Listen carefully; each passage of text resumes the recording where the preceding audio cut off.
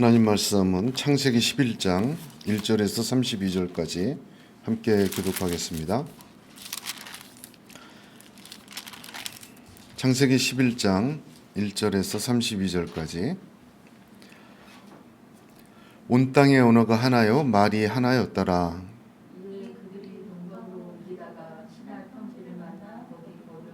서로 말하되 자 벽돌을 만들어 견고히 굽자 하고 이에 벽돌로 돌을 대신하여 역청으로 진흙을 대신하고 또 말하자 자 성과 탑을 건설하여 그 탑 꼭대기를 하늘에 닿게 하여 이 이름을 내고 본지는 햇소림을 만하자 하였더니 여호와께서 사람들이 건설하는 그 성읍과 탑을 보려고 내려오셨더라. 여호와께서 이르시되 이 우리가 한 족속이여 너도 하나님으로 이같이 시작하였으니 입으로 교도하고 다짐을 막을 수 없으리로다. 자 우리가 내려가서 거기서 그들의 언어를 혼잡하게 하여 그들이 서로 알아듣지 못하게 하자 하시고 여호와께서 거기서 그들을 온 진흙에 묻히셨으므로 그들이 그 도시를 건설하기를 그쳤더라. 그러므로 그 이름을 바벨이라 하니 이는 여호와께서 거기서 온 땅의 언어를 혼잡하게 하셨음이니라. 여호와께서 거기서 그들을 온 지면에 흩으셨더라. 생명의 조건은 이러하니라. 생명 일세 곧 홍수 이후에 아르박삿을 낳았고 아르박삿을 낳은 후에 500년을 지내며 자녀를 낳았으며 아르박삿은 35세에 셀라를 낳았고 셀라를 낳은 후에 403년을 지내며 자녀를 낳았으며 셀라는 30세에 에벨을 낳았고 에벨을 낳은 후에 403년을 지내며 자녀를 낳았으며 에벨은 34세에 벨렉을 낳았고 벨렉을 낳은 후에 430년을 지내며 자녀를 낳았으며 벨렉은 30세에 루를 낳았고 루를 낳은 후에 209년을 지내며 자녀를 낳았으며 루는 32세에 수룩을 낳았고 수룩을 낳은 후에 207년을 지내며 자녀를 낳았으며 수룩은 30세에 나홀을 낳았고 나홀을 낳은 후에 200년을 지내며 자녀를 낳으며 나홀은 29세에 데라를 낳았고 데라를 낳은 후에 119년을 지내며 자녀를 낳았으며 데라는 70세에 아브람과 나홀과 하란을 낳았더라. 데라의 족보는 이러하니라. 데라는 아브람과 나홀과 하란을 낳고 하란은 롯을 낳았으며 하란은 그 아비 데라보다 더 먼저 구한 갈대아에게 돌에서 죽었더라. 아브람과 나홀이 장가들었으니 아브라함의 아내의 이름은 사레며 나홀의 아내의 이름은 밀가니 하란의 딸이요 하란은 밀가의 아버지이며 또 이스가의 아버지더라. 사례는 임신하지 못함으로 자식이 없었더라. 데라가 그 아들 아브람과 하란의 아들인 그의 손자 롯과 그의 며느리 아브라함의 아내 사내를 데리고 갈대아인의 우르를 떠나 가나안 땅으로 가고자 하더니 하란에 이르러 거기 거류하였으며 데라는 나이가 65세가 되어 하란에서 죽었더라. 아멘. 창세기는 크게 두 부분으로 나뉩니다. 1장에서 11장까지를 원역사다, 바벨까지죠. 그리고 12장에서 50장까지를 족장사다, 아브라함으로 시작해서 요셉까지. 그렇게 창세기를 크게 2구분합니다. 오늘은 1장에서 11장 원역사라 하는 것의 마지막 장입니다. 11장을 함께 나누게 됩니다. 자, 창세기 1장에서 11장까지 지금 26번의 강해를 하는 동안 우리는 그 원역사가 성경의 모판이요 모든 것의 모형이다, 그런 것을 깨달았습니다. 여기에는 크게 네 가지 사건이 있습니다. 이것을 기억해야 됩니다. 첫 번째는 천지창조, 두 번째는 인간의 타락, 세 번째는 홍수심판, 네 번째는 바벨 사건임. 오늘 본문 말씀입니다. 창조와 타락과 홍수심판과 바벨, 이 네 가지의 사건으로 크게 이 원역사는 성경의 모판으로 게시되어 있습니다. 그러므로 이 원역사는 12장부터 시작하는 족장사, 왜 하나님께서 한 사람 아브라함을 택하셔서 그의 언약을 주시고 후손들을 통하여 하나님의 나라를 이루어 가시는 그 배경을 아주 잘 보여주고 있습니다. 우리가 주목해야 될 것은 여기 원역사의 네 가지 사건이 성경의 모형이라고 했는데 하나님의 무에서 유에서의 창조가 한 번 있었죠. 창조가 있었고 창조 후에 그 다음에 홍수 심판으로 모든 것을 쓸어버리시고 새로운 시작을 하셨습니다. 하나님의 이 놀라운 역사 속의 간섭, 죄를 용서하시고 악을 쓸어버리시고 처음엔 창조요, 두 번째는 새로운 시작, 노아와 노아의 가족을 통해서 그렇게 하나님이 두 번 시작하셨습니다. 그 사이에 보면 왜 그렇게 하셨는가? 인간의 죄가 있었죠. 처음에 선악과를 따먹은 타락과 그로 말미암은 죄가 세상에 들어옴이 있었고 두 번째는 노아의 방탕, 즉 악함이었습니다. 방탕, 술 취함은 방탕한 것이라 방탕 곧 악이었습니다. 노아의 그 악이 관영해서 바벨까지 오게 되고 그러니까 첫 번째 재창조도 두 번째 홍수 심판의 악 없는 세상도 인간의 말씀을 범하는 에덴 동산에서 죄를 지음과 하나님 주신 축복을 술 취해 버려서 악으로 만든 노아의 두 번째 실패로 말미암아 바벨까지 오는 것을 보여줍니다. 뭘 느낄 수가 있습니까? 더 이상 사람 자신에게 죄와 방탕의 문제로 악함과 죽음의 문제를 이겨내고 극복할 수가 없다. 바벨 사건은 하나님께서 건져내지 않으면 도저히 생명을 살고 하나님께서 새 창조하지 않으시면 도저히 여기에는 소망이 없는 사람의 악함과 사람의 죄악의 어떻게 보면 정점을 그 본질을 바벨 사건은 보여주고 있습니다. 그래서 하나님이 아브라함을 택하셔서 새로 시작하셨다. 그렇게 이해하면 되겠습니다. 노아의 방탕에는 인간의 자기 중심적인 생각과 인본주의적 행동이 가득하였습니다. 창세기 10장과 11장에 그런 어떤 정말 물에 빠져서 자기 힘으로는 나올 수 없는 그 죽어가는 사람을 건져낼 수밖에 없는 외부적인 힘으로 꺼내고 구원시킬 수밖에 없는 모습을 보여주면서 그 정점을 보여주면서 창세기 10장 지난주엔 니므롯을 등장시키고 오늘 11장에서는 바벨의 이야기를 전해주고 있습니다. 니므롯이라는 사람은 지난주에도 나눴지만 방탕함의 대표적인 모습과 인본주의와 자기 중심의 인간의 악함이 어떻게 하나님 없는 세상을 만들어가고 세워가는지를 보여주고 있습니다. 첫 번째 인간 아담의 실패의 원인은 직접적으로 사단이었고 두 번째 새로운 시작 노아의 실패와 니므롯으로 이어지는 그 악함의 절정의 배후도 역시 사단이 있었습니다. 여러분, 사단은 하나님을 모방합니다. 하나님의 방법을 모방하고 하나님의 것을 거짓으로 자기 것으로 만들어 버리는 그러한 괴계를 가지고 있습니다.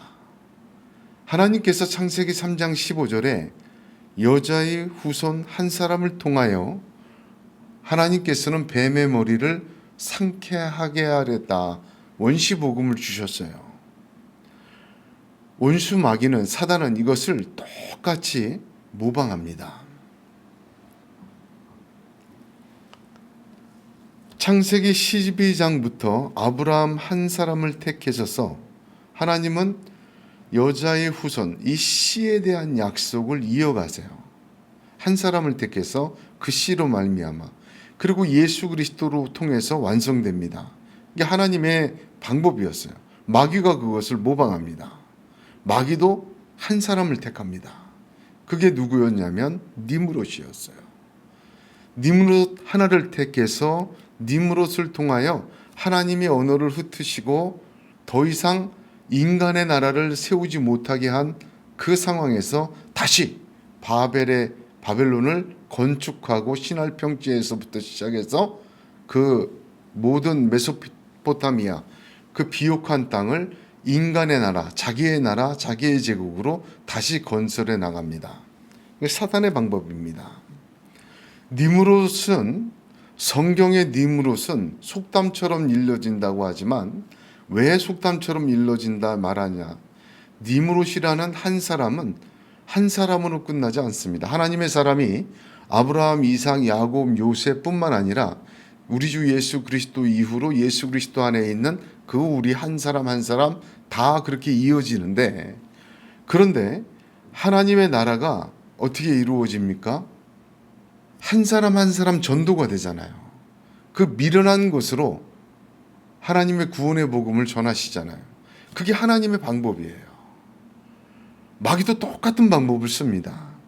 니므롯과 같은 한 사람 한 사람을 계속 세워가고 이 땅에 니므롯과 같은 사람을 그 한 사람을 가득 차게 만드는 겁니다. 한 사람으로 구원을 이루는 하나님을 모방하여 사탄은 적 그리스도 한 사람을 통해 반역을 꾀합니다. 그것이 절정에 이루어요. 성경이 말하는 적 그리스도, 마지막 때에 나타난다는 그 적 그리스도의 이야기입니다. 자, 그러면 우리가 예수 그리스도의 임하심도 성경을 통해서 믿고 알아는 것처럼 사단의 계계인 적 그리스도의 임함도 알고 준비하고 깨달아야 합니다. 그것을 데살로니가 후서 2장에서 바울은 아주 잘 설명을 해 주었습니다. 혹 영으로나 혹 말로나 혹 우리에게 받았다 하는 편지로나 주의 날이 이르렀다고 쉬 동심하거나 두려워하거나 하지 아니할 그것이라. 말세다, 주님 오신다, 두려워하거나 쉬 움직이지 말라는 말이에요. 누가 아무렇게 하여도 너희가 미혹하지 말라. 누가 아무렇게 해도 성경만 따라서, 말씀만 따라서 가라는 거예요. 먼저 배도하는 일이 있고, 즉 무슨 일입니까? 사람들이 믿음을 버려요. 꼭 믿어야 되나? 믿음만, 오직 믿음만? 그건 아닌 것 같은데. 배도하는 일이 생깁니다. 저 불법의 사람 곧 멸망의 아들이 나타나기 전에는 이르지 아니한다 했습니다. 적그리스도를 얘기해요. 불법의 사람, 멸망의 아들은 적그리스도가 마지막에 나타납니다. 적그리스도가 나타나야 주의 날이 임박한 거예요. 저는 대적하는 자라. 적그리스도의 존재를 분명히 얘기합니다. 대적하는 자다. 하나님을 대적하는 자예요. 진리를 대적해요. 범사에 일컫는 하나님이나 숭배함을 받는 자 위에 뛰어나 아주 특출한 자입니다. 범사에 일컫는 하나님이 누굽니까? 모든 신을 얘기해요. 누구나 말하는 하나님보다 숭배함을 받는 자보다 더 뛰어난 자예요. 이야, 저 사람이 정말 새로운 구세주다 라고 생각할 만큼 자존하여, 그 내용을 설명합니다. 자존하여 하나님 성전에 앉아 자기를 보여 하나님이라 하느니라. 스스로 자기가 하는 그만한 능력도 보여줘요. 그만한 권세도 나타나요. 내가 너희와 함께 있을 때 이 일을 너희에게 말한 것을 기억하지 못하느냐. 저로 하여금 저희 때에 나타나게 하려 하여 막는 것을 지금도 너희가 안 하니 불법의 비밀이 이미 활동하였으나 지금 막는 자가 있어 그 중에서 옮길 때까지 하리라. 막는 자가 있다. 그를. 그때 불법한 자가 나타나리니 주 예수께서 그 입의 기운으로 저를 죽이시고 강림하여 나타나심으로 패하시리라. 적그리스도가 오고 그 적그리스도가 나타난 것을 멸망시키고 주님이 강림하시는 겁니다. 악한 자의 임함은 사단의 역사를 따라 모든 능력과 표적과 거짓 기적과 불의의 모든 속임으로 멸망하는 자들에게 이 말이니 무슨 뜻입니까? 악한 자의 임함은 사단의 역사를 따라 그 배후에 사단이 있다는 거예요. 능력과 표적과 거짓 기적과 불의의 모든 속임, 진리를 왜곡하는 거죠. 속임으로 멸망하는 자들에게 임합니다.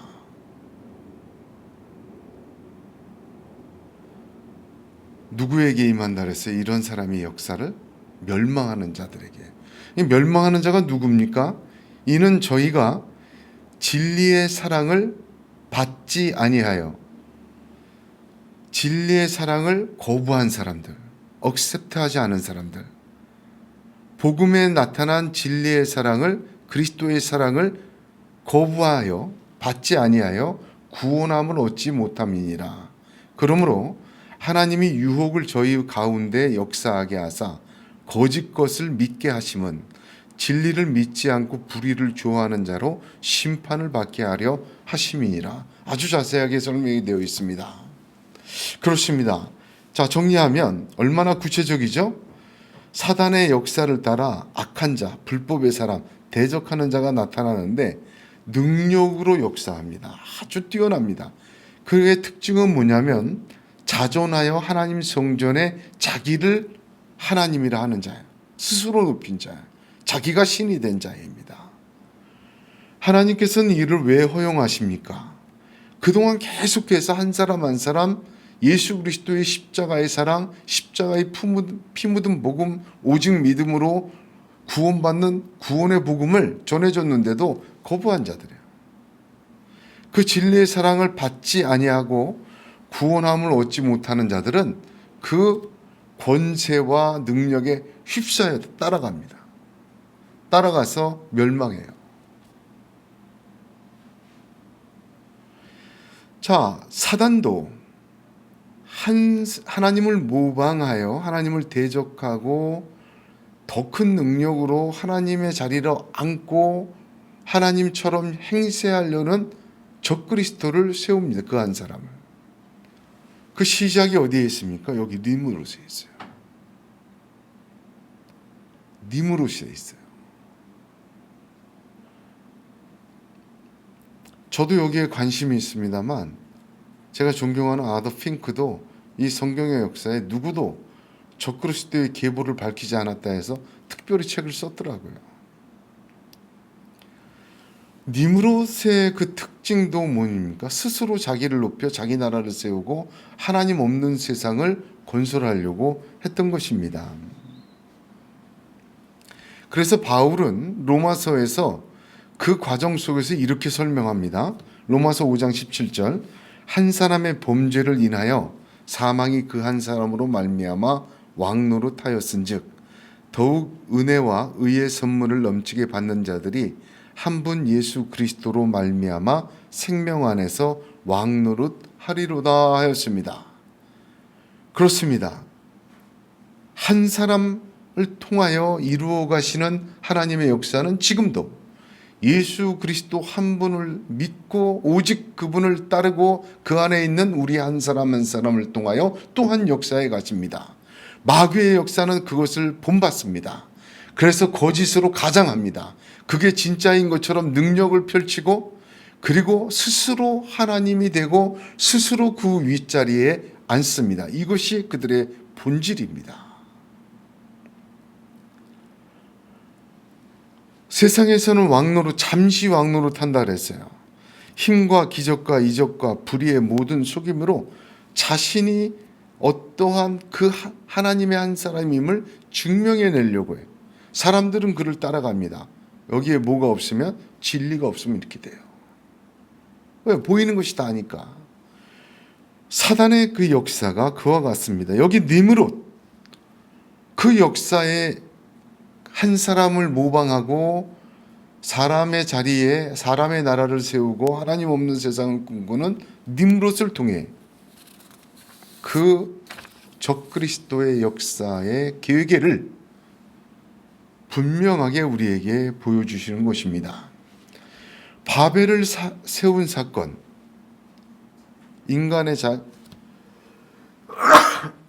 인간의 자기 높임과 하나님 없는 세상 만드는 것에 대한 정확한 의미를 보여줍니다. 바벨을 하나님이 흩으셨는데 다시 세운 인물이 있어요. 그가 누구죠? 니므롯이에요. 지난주에도 말씀드렸지만 창세기 11장 1절에서 9절 사건은 10장 사건의 선행된 사건이라고 했죠. 그 니므롯은 창세기 10장 8절에 구스가 니므롯을 낳으니 그는 세상의 첫 용사라 하였는데, 갈대아의 역본이라는 다른 성경의 역본을 보게 되게 되면 이 구절이 구스가 또 악에 있어 첫째가는 니므롯을 낳았으니 이는 그가 무죄한 피를 흘리고 여호와께 반역했기 때문이다 라고 기록합니다. 하나님은 필요 없어요. 자기 힘이면 됩니다. 세상을 통일하고 사람들을 모아 제국을 세우고 자기 나라 세웁니다. 그래서 그는 신할 땅의 바벨에서 시작하여 계속해서 제국을 넓혀갔습니다. 그런데 이 니므롯을 내게 한 그 바벨의 동기가 오늘 11장의 핵심입니다. 어떻게 보면 아브라함을 택하셔서 한 사람을 통하여 구속사를 이어가시는, 완성해 가시는 하나님의 그 방법에 적그리스도가 모방한 핵심이 여기 11장 4절에 들어 있습니다. 한번 보겠습니다. 11장 4절을 한번 보겠습니다. 또 말하되 자 성읍과 탑을 건설하여 극각 꼭대기를 하늘에 닿게 하여 우리 이름을 내고 온 지면에 흩어짐을 면하자. 이름과 흩어짐 면함입니다. 그게 동기예요. 원수 마귀는 이 동기를 우리에게 주어서 세상에 니므롯과 같은 사람을 양산하고 세상의 힘과 권세로 자기의 나라 하나님을 반역하는 하나님 없는 세상을 지금도 건설해 나가고 있음을 봐야 됩니다. 자, 그 핵심이 뭐냐? 이름입니다. 우리 이름 내자. 이름은 단순한 명칭이 아니라 하나님의 이름은 하나님의 창조와 하나님의 통치와 하나님의 본질을 계시해요. 유대의 역사가 필로에 의하면 바벨의 벽돌 한 장 한 장에는 그 벽돌을 불로 구워서 만들었다고 되어 있죠. 거기다가 아스팔트, 세멘트 같은 것을 칠해서 견고하게 세웠어요. 그런데 그 벽돌 한 장 한 장에는 그 벽돌을 구운 자의 이름이 기록이 되어 있었다고 그렇게 전합니다. 그러니까 그 어마어마하게 큰 벽돌이 수천만 장 들어간 그 벽돌 전부에 사람 이름이 가득 채워져 있었던 거예요. 하나님의 창조와 하나님의 통치와 하나님의 역사를 부정해버려요. 우리 이름을 내자, 그것은 우리 식대로 살자는 거예요. 세상은 이제 우리들의 세상이다. 하나님 필요 없다. 내 인생은 내 것이다. 생각과 내 맘대로 살자. 우리의 뜻대로 살자. 그게 이름을 내자는 거예요. 니므롯의 본질이요, 동기요. 한 사람을 세워 모방하여 적그리스도를 만드는 적그리스도의 그 동기의 동원의 본질의 첫 번째입니다. 두 번째, 흩어짐을 면하자. 직역하면 산산조각이 나는 것을 막자입니다. 하나님께서는 인간을 창조하시고 생육하고 번성하여 땅에 충만하라, 퍼지라 했습니다. 또한 홍수 심판 후에도 창세기 9장 7절을 보면 땅에 가득하여 그 중에서 번성하라. 땅에 가득하여, 이게 퍼지는 건데, 흩어짐을 면하자. 이 말은 하나님께서 인간을 만드시고 문명을 만드시는 하나님의 문명과 하나님의 인간만 만든 그 뜻을 정면으로 거부하는 것입니다. 하늘의 뜻이 땅에서 이루어지는 것이 아니라 이 땅에서 뜻이 하늘로 올라가겠다, 그렇게 하는 것입니다. 자, 이 두 가지 동기가 한 사람, 적그리스도, 원수마귀 사단이 넣는 동기입니다. 이름과 통치를 거부하고 자기 식대로 살며 자기의 나라 꾸미고 자기 세상 만드는 거죠. 그리고 하나님의 모든 복음의 진리, 시작의 통치의 원리를 다 깡그리 부정하고 인간의 세상으로 만들어버리는 것입니다. 이 두 가지를 4절 보세요. 어떤 방법으로 하려고 했습니까? 하늘에 닿게 하여. 직역하면 그리고 그것의 꼭대기 그 하늘을 안에라는 뜻입니다. 그러니까 하늘 가득히 하나님의 뜻이 역사하고 통치되는 하늘까지도 사람의 이름과 사람의 뜻으로 가득 채워보겠다. 그게 바벨입니다. 그것을 세우는 자가 니므롯이었고 그 배후에는 원수 마귀가 있는 것입니다. 그래서 역사적으로 바벨론을 발굴하다 보면 바벨탑이라고 하는 흔적들이 있지 않습니까? 그게 한 개가 아니래요. 피라미드가 여러 개 있었던 것처럼 바벨이 한 개인 줄 알았더니 수많은 바벨을 계속 쌓은 거죠. 지역마다. 하늘을 가득 채우려고. 그러므로 이름과 흩어지면 정확하게 하나님 없는 세상 만들고 그 통치와 역사를 거부하고 인간의 세상 만들며 우리끼리 살아가겠다는 반역입니다. 인본주의와 자기중심주의의 뿌리예요. 공동체의 역사뿐만 아니라 거대한 흐름의 역사뿐만 아니라 개인의 삶에도 이 뿌리는 사단의 역사로 또 한 사람으로 만들려는 적그리스도 원수만 이끄는 적그리스도로 이끄는 원수마귀의 계략이 이 속에 숨어 있습니다. 요즘 세상을 보면 기술 중심의 세상 아닙니까? 그러나 기술 중심의 세상이지만 기술 소유의 사람들은 처참히 없어집니다. 인간 중심의 세상을 만들자래요. 악함이 상식이 되는 세상을 만들자고 합니다. 사람이 하나님 없이 왕이 되어 사람이 최고의 가치로 올라선 세상을 만들자고 해요. 이러한 세상의 배후에는 반드시 사단이 있음을 알아야 합니다. 또 그 한 사람의 니므롯들이 오늘도 바벨을 세우고 계속 그 안에 있고자 합니다. 하나님의 자리에 앉아 있는 거죠.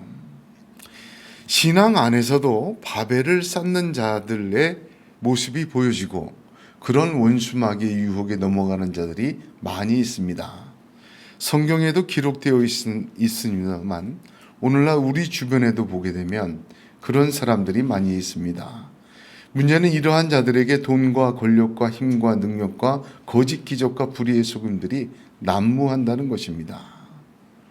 사랑하는 성도 여러분, 저와 여러분은 그 사단이 이름을 내고 흩어짐을 면하자는 또 다른 니므롯들을 만들어가는 그 한 사람이 아니라 하나님께서 택하시고 왕같이 세우시고 하나님의 자녀로 세우신 그리스도 안에 있는 한 사람으로 이 땅을 살아서 하나님의 뜻을 이루시기를 주님의 이름으로 축복합니다. 그래서 믿음으로 살아야 되겠습니다. 믿음으로 안 살고 진리가 바로 서지 못하면 온통 세상이 바벨화되어 있잖아요. 여기에서 진리를 따르고 복음을 붙들고 진리를 따라 살겠다는 것, 하나님의 또 한 사람이 되어가는 하나님의 놀라우신 역사와 축복이 있는 줄로 믿으시길 바랍니다. 세속사를 이기는 끌어가시는 숨어 계신 하나님의 구속사의 역사는 은밀한 가운데 보시고 은밀한 가운데 그 한 사람 한 사람들을 그리스도 예수로 말미암아 갚으시고 도우시고 역사하십니다. 로마서 1장 16절 17절에 바울은 그래서 이렇게 얘기합니다. 내가 복음을 부끄러워하지 아니하노니 이 복음은 모든 믿는 자에게 구원을 주시는 하나님의 능력이 됩니다. 할렐루야. 복음이 뭡니까? 예수 그리스도예요. 예수 그리스도가 누굽니까? 진리요. 그 말씀대로 사는 것이 하나님의 능력이 나타나는 길입니다. 첫째는 유대인에게요 또한 헬라인에게로다. 복음에는 하나님의 의가 나타나서 믿음으로 믿음에 이르게 하나니 기록된 바 오직 의인은 믿음으로 말미암아 살리라 함과 같으니라 했습니다. 그렇습니다. 복음은 유일한 진리입니다. 오늘날 우리가 진리를 바로 알고 진리를 따라 사는 것, 성령을 따라 사는 것, 온전한 진리 위에 서 있는 것 얼마나 중요한지 모릅니다. 지금 세상은 말세 지말이라 하나님의 때가 가까웠다. 아니 말할 수가 없는 증거들이 너무나도 많습니다. 이러한 어려움과 악함 세상 속에 바벨과 또 다른 니무롯과 같은 마귀의 또 한 사람을 만들려는 자기 이름을 내고 자기 나라 세우고 하나님 없는 세상 만들고 자기 중심주의와 인본주의로 가득 찬 이 세상 속에서 믿음으로 살려면 복음을 붙들어야 되고 진리를 따라가야 되고 성령을 따라가야 됩니다. 사단은 하나님의 방법을 모방합니다. 그래서 진리를 거짓 것으로 바꾸고 복음을 다른 복음으로 채우며 우리에게 그 자기 인본주의야 자기 나라 세우고 하나님 없는 세상을 만드는 것이 얼마나 통쾌한 일인지를 증명해내고 있는 세상에 살고 있습니다. 사단의 정체와 뿌리가 여기에 있습니다. 그 속에서 우리는 진리를 사랑하고 받아들이고 그 진리에 따라 올바르게 하나님을 믿고 쫓아가는 그러한 남겨진 자가 되시기를 주님의 이름으로 축복합니다. 얼마나 중요한지 모릅니다. 온전한 진리가, 온전한 복음이, 온전한 그리스도의 피 묻은 복음만이 선포되고 그 말씀을 따르는 하나님의 그 한 사람 한 사람을 통하여 하나님은 하나님의 나라를 이루시고 하나님의 또 한 사람을 세우시고 하나님의 거룩한 영광의 나라를 만들으시고 이끄실 줄로 믿으시길 바랍니다. 그러므로 오늘 한 주도 또 이 시간도 이런 바벨의 세상 속에서 오직 믿음과 진리를 따라 순종하고 하늘나라 바라보며 가는 저와 여러분이 되기를 간절히 소원합니다. 로마서 6장 16절 19절에 너희 자신을 종으로 들여 누구에게 순종하든지 그 순종함을 받는 자의 종이 되는 줄을 너희가 알지 못하느냐. 혹은 죄의 종으로 사망에 이르고 혹은 순종의 종으로 의에 이르느니라. 하나님께 감사하리로다. 너희가 본래 죄의 종이더니 너희에게 전하여 준 바 교훈의 본을 마음으로 순종하여 죄에게서 해방되어 의에게 종이 되었느니라. 너희 육신이 연약함으로 내가 사람의 예대로 말하노니 전에 너희가 너희 지체를 부정과 불법에 들여 불법에 이른 것 같이 이제는 너희 지체를 의에게 종으로 들여 거룩함에 이르라 하였습니다. 아멘. 진리를 순종하고 하나님의 또 한 사람 되는 우리 모두가 되기를 간절히 소원하며 축복합니다. 기도하겠습니다.